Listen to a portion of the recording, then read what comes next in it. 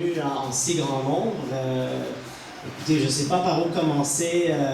En venant ici, j'ai entendu la merveilleuse voix d'Ousmane et tout de suite, ça m'a permis de me repérer en entrant.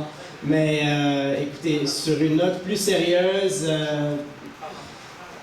je dois vous avouer qu'on a un petit problème au niveau de la SMQ. C'est un problème de financement. Donc, on a un peu galéré tout dernièrement à enterrer des gens et sans venir ici pour vous faire une leçon de morale, c'est pas mon but, ou de sermonner, mais je trouve ça franchement embarrassant pour notre communauté de ne pas pouvoir enterrer des personnes qui sont en besoin. Je comprends qu'il y a certaines mosquées que quand les gens n'ont pas de financement, ben, ils leur disent allez vers la SMQ. Sauf que la SMQ, même comme le gouvernement, nos ressources sont limitées. Donc, on n'a pas un coffret avec des millions de dollars. On aurait aimé, mais ce n'est pas le cas. Ce qui fait que, malheureusement, les derniers décès qu'on a connus, on a dû lever des fonds. Et c'est grâce aux gens, sûrement parmi vous ici, qui ont donné votre argent, qu'on a pu enterrer ces personnes-là. Toutefois, qu'est-ce qu'on va faire les prochaines fois? Est-ce que chaque fois que quelqu'un meurt, on va devoir galérer et faire un compteur de dire « Ah, on a besoin de ramasser 2 000 ou 5 000 ou peu importe ». J'ai beaucoup de peine à voir que, vous savez, dans notre religion, quand quelqu'un meurt, elle doit être enterrée très rapidement. Et malheureusement, bon, sans pointer des doigts, certaines institutions ne vont pas vouloir le faire et vont dire « Vous n'avez pas l'argent, excusez-moi, ça reste dans le congélateur, la dépouille. » Je ne reviens pas. On ne peut pas totalement changer ça de notre côté à nous. Ce qu'on peut faire, c'est cotiser.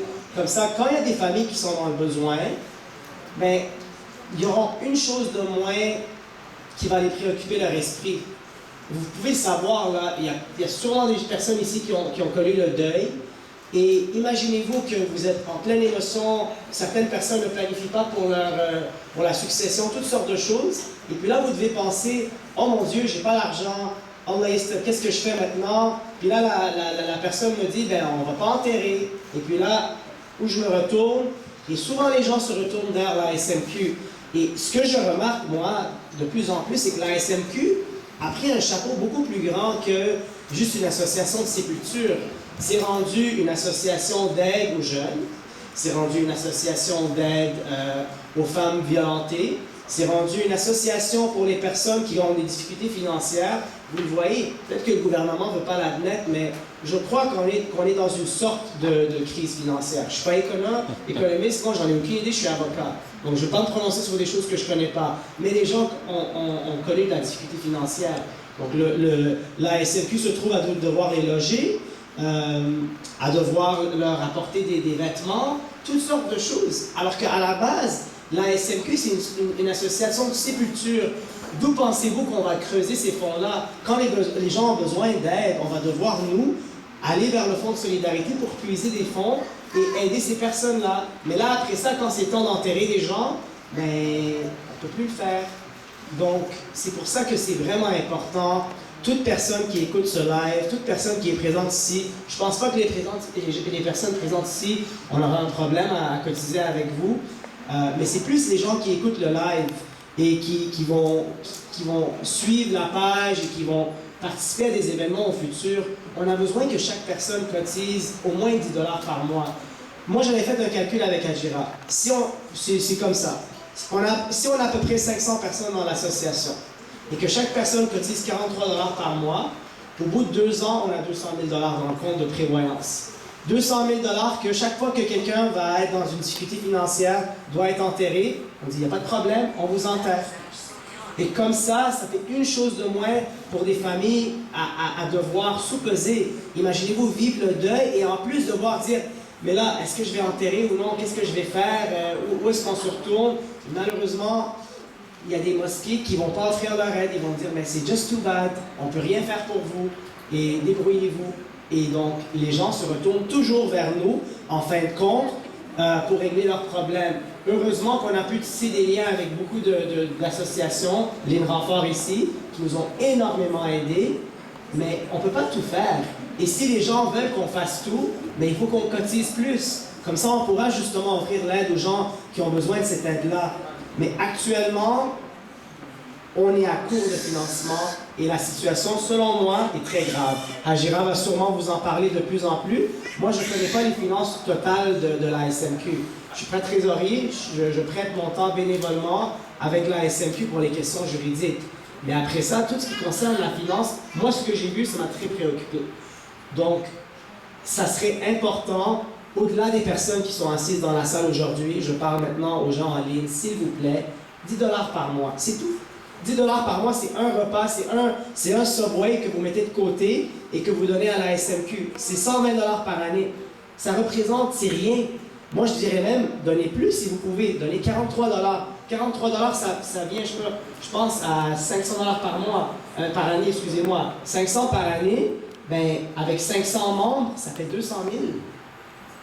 C'est de l'argent, ça nous permet d'avoir une tranquillité d'esprit. Comme ça, on sait que, écoutez, et puis il y a de plus en plus de décès et la population grandit. Donc, on va pouvoir supporter les familles lorsque le temps vient. C'est sûr, il y a des personnes qui sont bien nantis, qui peuvent payer leur enterrement. Tant mieux. Mais pour les gens qui ne peuvent pas, nous avons une responsabilité. Et je le dis très bien, je ne pèse pas mes mots là-dessus. Nous avons une responsabilité en tant que communauté de nous aider l'un l'autre et d'aider les moins nantis parmi nous. Sinon, à quoi ça sert? À quoi ça sert d'être une communauté? C'est justement ça le fonds de solidarité dont parle Hajira, mais il faut faire attention de trop puiser là-dedans parce qu'après ça, il ne restera plus rien. Je pense que tu voulais que je parle aussi de l'autre situation qui nous préoccupe ou... Oui, parce qu'on ne peut pas... Ouais, ben, il y a comme un éléphant dans la pièce, là. Je n'étais pas certain si je voulais l'aborder aujourd'hui ou non, parce que, bon, on parle de financement pour la SMQ, mais la SMQ, c'est plus vraiment rendu la SMQ rendue là. C'est rendu, comme je vous ai dit, l'Association des femmes violentées musulmanes, c'est rendu l'Association des personnes sans abri musulmanes, c'est rendu l'Association des personnes en détresse musulmanes. Ça a pris tellement de chapeaux, parce que quand certaines personnes de notre communauté appellent ces organismes-là, ne reçoivent pas de réponse, se tournent vers Hajira, qui elle répond, vous le savez, comme ça tout le temps, rapido presto, et ben, on se trouve à devoir chapeauter tous ces rôles-là. Cela dit, on a pris ce chapeau d'association d'aide aux jeunes. Et comment ça a commencé pour vous qui ne le savent pas? Ça a commencé avec... ça avait commencé avec Sami, exactement. Sami Aliouesh, Allah yarhamou, qui a été assassiné. Je ne sais pas qu'est-ce qui est arrivé avec l'enquête à ce stade-ci. Pour vous rappeler, Sami, c'était une personne qui était dans les forces canadiennes, voulait être un ambulancier, avait toute sa vie devant lui. À l'âge de 19 ans, sa vie a été arrachée. Sans aucune raison, trouvé dans son automobile, sans vie. Et on a commencé à intervenir à ce moment-là parce qu'on avait dit, mais là, trop c'est trop. Il y avait déjà peut-être une vingtaine, une trentaine de morts à ce moment-là. Et puis la première association qui nous a aidés, et ça, je ne sais pas comment ça s'est manifesté, c'est Hajira qui doit connaître les détails, mais Pierson, qui est assis là-bas, à qui je demanderai vraiment à tout le monde d'applaudir, s'il vous plaît.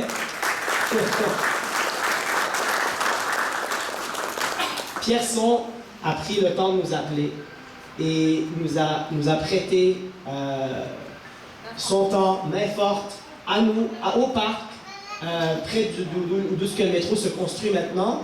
Il nous a aidés alors qu'on réclamait.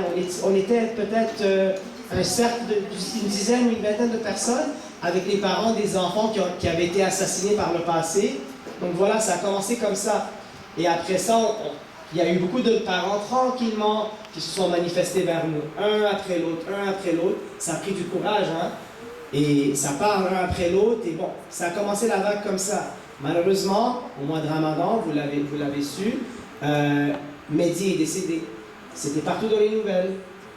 Pendant le mois du Ramadan, Mehdi est décédé et c'était une mort très tragique, très violente. À ce moment-là, les médias se sont intéressés à notre cause. Et on commençait à nous écouter et à distribuer notre message partout. Et puis là, on s'est dit, bon, on va en profiter malheureusement de cette mort-là. On va profiter d'une mort pour essayer de semer une graine d'espoir dans la communauté et de faire comprendre aux parents de faire attention à leurs jeunes, qui ils fréquentent, avec qui ils sont, de mettre en lumière justement le problème que notre communauté et que d'autres communautés connaissent aussi, hein, mais le problème de criminalité. Donc, ça s'est bien passé pendant un bout de temps. Et puis après ça, un autre décès. 2 décès. Oui, mais il y a eu un autre décès. Il y a eu Ahmed dans le parc. Vous avez vu l'histoire là aux nouvelles. Il y a eu plein de gens qui se sont poignardés. Et dans cette mêlée-là, il y avait un de nos jeunes qui était là-dedans. Et c'était, de mémoire, c'était un mineur. C'était un mineur. Donc, voilà, un autre. Le dernier, avec l'accident de voiture, c'était une chicane de gang. Ah oui, il y avait ça aussi. Il y avait ça aussi. Ça, c'était quand ça? Il n'y a pas longtemps, il n'y a pas un mois. Il n'y a pas un mois. Souvenez-vous, puis c'est pas pour faire des reproches, on avait demandé aux gens de la communauté, venez qu'on fasse une brigade pour l'été, parce qu'on avait peur que, vous savez, l'été c'est la saison chaude pour la violence. On a espéré qu'il n'y aurait pas de violence, et on avait, on va dire raison, mais quand même on avait voulu qu'on ait des brigades, 2 par an, un par an à la fois. On commençait dans un parc, et on allait voir si ça marchait, puis on allait répéter cet expériment partout à Montréal. Et c'est pas quelque chose qu'on a inventé, on ne réinvente pas la roue. C'est quelque chose qui a marché aux États-Unis. Les communautés qui ont été touchées par la violence armée, qu'est-ce qu'ils ont fait aux États-Unis? La même chose. Ils ont eu des budgets de la part des gouvernements. Donc nous, on peut faire la même affaire. Malheureusement, ça n'a pas donné. Et puis là, je me suis dit, bon, j'espère vraiment que je vais avoir tort et j'espère que ça va continuer, qu'il n'y aura pas d'autres décès. Puis là, bon, juste avant que l'été termine, là, l'été termine demain, le 22 septembre. Donc, 2 jours avant que l'été termine, on a un décès. 2 décès. Oui, celui qui a été...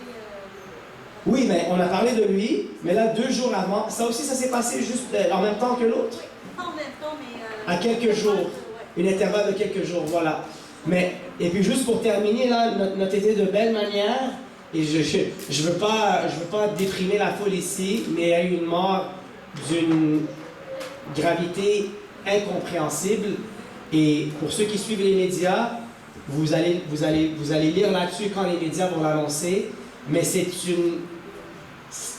Si vous avez pensé que la mort de Mehdi était choquante, celle-là, elle est encore plus choquante.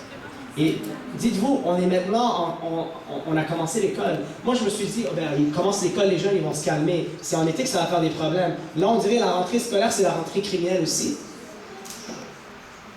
Nos jeunes sont utilisés comme poudre à canon pour ces groupes criminels-là. Des jeunes qui ne connaissent pas leur place dans la société, qui ne se sentent pas totalement inclus, qui veulent, que ce soit des filles ou des garçons, ils ont une quête identitaire, ils veulent se retrouver, sont manipulés, utilisés par ces groupes-là.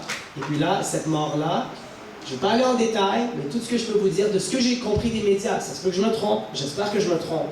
Ce que j'ai compris des médias, c'est que 2 jeunes de la communauté ont été envoyés en Beauce, okay, loin de Montréal, par présumément des groupes criminels organisés, ou peu importe, pour aller faire une attaque contre une club école des Hells Angels, des motards, là. Donc, ça, c'est des criminels aguerris, là. Et puis, il y aurait un feu, un auto aurait été incendié. Ces jeunes-là portaient un fusil d'assaut qui ressemble à un AK-47 à 14 ans. À 14 ans. Ça ressemble aux histoires d'enfants soldats qu'on voit dans certains pays, là, où est-ce que les groupes terroristes forcent les enfants à prendre les armes. Et puis ces enfants-là, il y en a un qui a survécu, l'autre a été abattu. Comment? J'en ai aucune idée. Imaginez-vous, là, un enfant de 14 ans qui prend une arme d'assaut qui ressemble à ce que les militaires ont et s'en va comme un guerrier, là, directement chez un groupe de motards, une club d'école. On est rendu là, chère communauté, on est rendu là. Et puis malheureusement, ben, la raison pourquoi la SMQ s'intéresse à ces questions-là, c'est parce que c'est nous qui enterrons ces jeunes-là. Les parents vers qui ils viennent quand ils ont besoin de thérapie, de support en matière de deuil, toutes sortes de choses, ils viennent vers nous. Donc c'est pour ça qu'on s'est mêlés. Et c'est sûr que ça choque la conscience collective, mais nous, ça nous atteint. Tout le monde ici qui fait partie de l'association, ça nous atteint directement, parce que ces gens-là viennent vers nous, ces parents-là viennent vers nous, on s'assoit avec eux, on essaie de leur apporter de l'aide. Et donc, c'est pour ça que c'est notre responsabilité de continuer de cotiser pour justement, au moins, écoutez, c'est à tout le moins pour ces parents-là qui viennent de perdre un jeune. Je ne sais même pas ils sont où dans leur tête, les pauvres. Si on peut au moins leur enlever ce stress-là d'enterrer quelqu'un, et que quelqu'un s'occupe de tout ça pour eux, comme ça ils peuvent faire leur deuil en paix. C'est tout ce qu'on vous demande. Donc, j'ai pas de doute sur les personnes ici présentes. Ça s'adresse vraiment aux gens en ligne. S'il vous plaît, cotisez ce que vous pouvez. Si c'est 5 $, si vous êtes vraiment dépourvu, donnez ce que vous pouvez. On ne vous demande pas si vous êtes sur le bien-être social et que vous d'un chèque à l'autre par mois, c'est comme ça que vous survivez, de nous donner. Donnez ce que vous pouvez. Les gens qui sont plus nantis, vous avez une responsabilité dans notre religion de donner plus. Donnez ce que vous pouvez. Donnez ce qui est proportionnel à votre portefeuille. Et comme ça, tout le monde, d'ici 1-2 ans, la SMQ aura des coffrets pleins pour ce qui est du fonds de solidarité, pour ce qui est de notre fonds, on va dire, au cas où. Et voilà, comme ça, on n'aura plus à faire des levées de fonds qui ont franchement, quand je regarde ça, moi, je me suis senti vraiment dépourvu. Je trouve ça difficile pour notre communauté d'être à la dernière minute comme ça en train de quêter de l'argent pour enterrer des morts. On devrait leur donner leur dignité, ça devrait être quelque chose qui est promis et garanti à tout le monde. Donc moi, je terminerai là-dessus en vous disant, s'il vous plaît, donnez ce que vous pouvez. Et on va faire un événement samedi prochain, un vigile pour le jeune qui a été assassiné. Je ne le nommerai pas maintenant, je sais c'est qui, mais par respect pour sa famille, je ne vais pas le nommer. Peut-être que les médias, je ne sais pas où ça va. Ceux d'entre vous qui savent c'est qui, vous savez. Mais par respect pour la famille, je vous demanderai de garder cette information-là pour vous. Ne répandez pas les rumeurs, s'il vous plaît. Soyez là samedi prochain. On va annoncer l'heure plus tard. Ça va être probablement durant l'après-midi. Puis cette fois-ci, à l'instar de Mehdi, quand on avait fait un vigile pour lui et qu'on avait des gens qui parlaient, on avait parlé à des jeunes la dernière fois, mais cette fois-ci, le message, c'est plus aux jeunes. Là, le message, c'est aux parents. Parce que là, ça a pris une proportion qui est franchement tout à fait inacceptable. Quand les enfants ont accès, même plus à des pistolets, mais maintenant à des fusils d'assaut, on a traversé toutes les lignes. Et là, c'est le temps que les parents viennent nous parler. Et l'auditoire, ce sont les parents. C'est pas pour que les jeunes viennent angéliser ou canoniser ces jeunes-là qui sont morts, parce que c'est ce qui est arrivé avec Mehdi. Je suis sûr que Mehdi, Allah yarhamou, est dans une meilleure place maintenant, mais ce n'est pas une raison pour que ces groupes-là, qui envoient ces jeunes-là pour se faire tuer, après ça, prennent leurs photos et mettent RIP, Allah yarhamou, inna lillahi wa inna ilayhi raji'un, des choses comme ça. C'est tout à fait insultant à la mémoire de ces jeunes-là que de prendre leurs photos. Les mêmes groupes criminels qui les envoient prennent leurs photos comme si c'était un martyr, alors que c'est eux qui l'ont envoyé. Je vois là exactement le fonctionnement de l'État islamique, moi.